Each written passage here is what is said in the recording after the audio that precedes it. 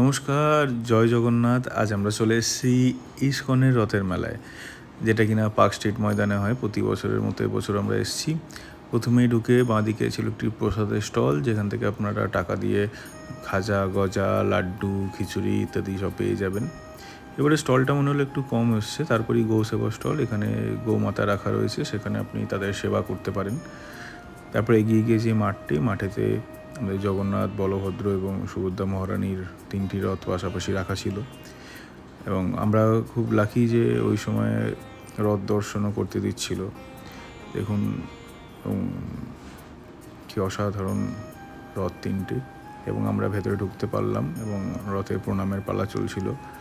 জগন্নাথ দেবের রথ নমস্কার করে আমরা এগিয়ে গেলাম সুভদ্রা মহারানীর দর্পদলন রথে নমস্কার করতে। এই যে পুরো মাঠটা যেখানে মেলাটা হয়, দূরে গুন্ডিচা মন্দির এবং শেষে বলভদ্রের তালধ্বজ রথে নমস্কার করে আমরা এবার যাব গুন্ডিচা মন্দিরের দিকে।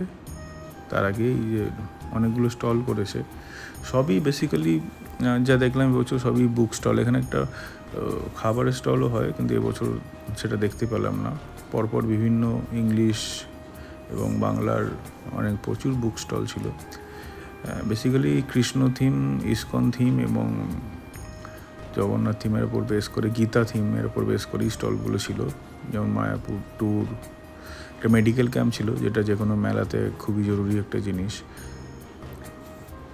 এবং তারপরে যে ISKCON tribal care, Gita study, এরকম প্রচুর স্টল ছিল বইয়ের।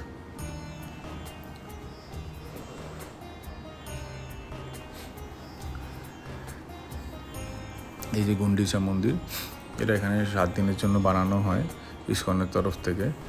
সেখানেই বিরাজ করেন জগন্নাথ, বলভদ্র এবং সুভদ্রা 7 দিন, তার মাসির বাড়ি। এবছর দারুণ ডেকোরেশন করেছে। আমার তো প্রতি বছর আসি, বাট এবছর ডেকোরেশনটা আমার খুব সুন্দর লেগেছে। কি সুন্দর লাইট দেওয়া থামগুলো করেছে। এবং আমি, মা আর বোন এসছি এবছর দর্শন করতে। পুনম আসবে একটু পরে। প্রথমে ঢুকেই ডান দিকে দেখলাম শ্রীলা প্রভুপাদের মূর্তি করা রয়েছে। সেখানে প্রণাম করে সবাই জগন্নাথ দেবের দর্শনের দিকে যাচ্ছে। ঠিক তার উল্টো দিকেই গর্ভগৃহ বানানো হয়েছে। এবং ওপরে যেই ঝাড়বাতিটি হয়েছে দারুণ, অসাধারণ, বিশাল বড় একটি ঝাড়বাতি লাগানো হয়েছে। এই যে গর্ভগৃহ, জগন্নাথ দেব, বলভদ্র এবং সুভদ্রা মহারানী বিরাজ করছেন। জয় জগন্নাথ। বেশ অনেকক্ষণ ধরে মন ভরে দর্শন করলাম। ভেতরটা শীততাপ নিয়ন্ত্রণ ছিল এবং অনেকগুলো টাওয়ার এসি লাগানো ছিল। এবং এখানে বললো গুন্ডিচা ফেস্টিভ্যাল হবে।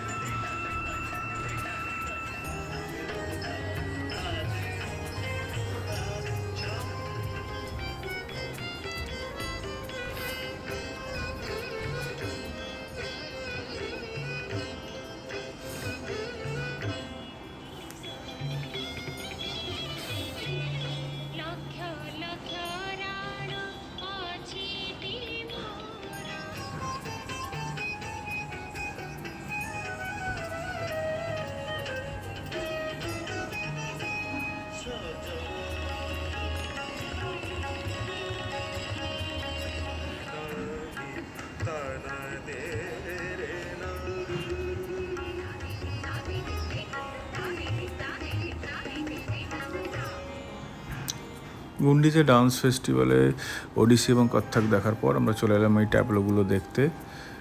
এই ট্যাবলোগুলো অন্যবার আরও রং বেরং লাইট লাগানো থাকে, কিন্তু এবছর একটু সাদামাটা দেখলাম। তো সেটা দেখে বেরিয়ে এই যে চলে এসছে পুনম, আমাদেরকে জয়েন করেছে। ওটা কাজে গেছিলো, কাজ থেকে ফিরে মেলায় চলে এসছে। আমরা রথের সামনে দাঁড়িয়ে একটু ছবি তুলছিলাম। আমাদের ভোগ খেতে যাওয়ার কথা ছিল, কিন্তু ভোগ বিতরণ ওই সময় বন্ধ ছিল। তাই জন্য আমরা রথের সামনে দাঁড়িয়ে বিভিন্ন রকমভাবে আমি, মা, বোন আর পুনম মিলে সেলফি তুলছিলাম। ওখান থেকে বেরিয়ে আমরা চলে এলাম, আমার অনেক দিনে আসার ইচ্ছা ছিল, রথতলা রথযাত্রা উৎসবে। তো রথতলা মোড় থেকে সোদপুর যেতে গিয়ে ডান দিকে একটি মাঠেতে মাসির বাড়ি বানানো হয়েছে জগন্নাথ দেবের। বাইরে রথগুলো দাঁড়ানো আছে, সেগুলোর ভিডিও আমি পরে দেব। এবং ভেতরে কি অভূতপূর্ব আয়োজন করা হয়েছে, কি সুন্দর ডেকোরেশন করা হয়েছে এবং জগন্নাথদেবের মাসির বাড়ি করা হয়েছে এবং সেখানে জগন্নাথ, বলরাম এবং সুভদ্রা মহারানী বিরাজমান। মনটা জাস্ট ভরে গেল দর্শন করে, কি সুন্দর চারিপাশের আয়োজন, অসাধারণ। এবং এরপর আরেকটি রথযাত্রা, সেটা হচ্ছে বনহুগলি যুবক সংঘের রথযাত্রা। সেখানে দেখুন কি সুন্দরভাবে জগন্নাথ, বলরাম এবং সুভদ্রাকে রাখা হয়েছে। জয় জগন্নাথ, জয় জগন্নাথ।